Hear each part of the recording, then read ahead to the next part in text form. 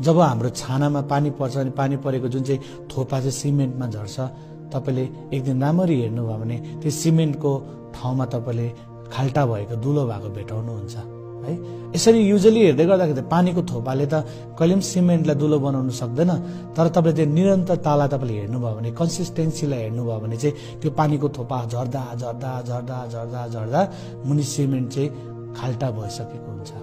Usually एउटा थोपाले हुँदैन, दुईटा थोपाले हुँदैन, तर हजारौं लाखौं है थोपा पानीको झर्दा झर्दा एउटा कडा सिमेन्टलाई पनि त्यसले होल गर्न सक्छ भने हाम्रो जीवनको पनि निरन्तरताले चाहिँ आज कोसिस गर्छु फल पाउँदैन होला, भोलि कोसिस गर्छु फल पाउँदैन होला, तर त्यसलाई तपाईले निरन्तरता गरिरहनु भयो भने चाहिँ तपाईको पापको संघर्षलाई पनि तपाईले जित्नुहुन्छ। कारण प्रभुको वचन हिब्रू 12:4 भन्छ, पापको विरुद्धमा तिमीले रगत पक्ष हुने गरी लडाई गरेको छैनौ, ब्लड सेड हुने गरी तिमीले सिनसँग लडाई गर्नुपर्छ, फाइट ब्याक गर्नुपर्छ भनेर भनेको छ। अनि थ्रु द होली स्पिरिट यीशु ख्रीष्टद्वारा हामी त्यो कुरो गर्न सक्छौं। फिलिपी 4:13 भन्छ, I can do everything's through Christ who strengthen me भनेर भन्छ है। म जे पनि गर्न सक्छु ख्रीष्टमा भएर भनेर भनेको छ। यदि ख्रीष्टमा भएर हामी हाम्रो लडन्तलाई लड्छौं भने चाहिँ आज हामी सबै कुरालाई जित्न सक्छौं। जसरी त्यो पानीको थोपा चुदा चुदा निरन्तरताले उसले सिमेन्टलाई उसले होल गरिदियो, दुलो बनाइदियो भने आज तपाईँ मेरो निरन्तरताले पनि हामी थुप्रो लडाईलाई हामी जित्न सक्छौं। त्यति मात्रै होइन, तपाईले खोलामा माथिबाट खस्रो ढुङ्गा बगेर आएको तल पुगेर तपाईले खोलामा चिल्लो ढुङ्गाहरू मात्रै भेट्नुहुन्छ। पानीले एकैतालमा ढुङ्गालाई चिल्लो बनाउन सक्दैन, तर त्यो खोलामा बग्दा बग्दा बग्दा बग्दा निरन्तरता हुँदा हुँदा हुँदा त्यो खोलाले चाहिँ आज त्यो ढुङ्गालाई चाहिँ चिल्लो बनाइदिन्छ। त्यसलाई चाहिँ कन्सिस्टेन्सी भन्छ, निरन्तरता भनेर भन्छ।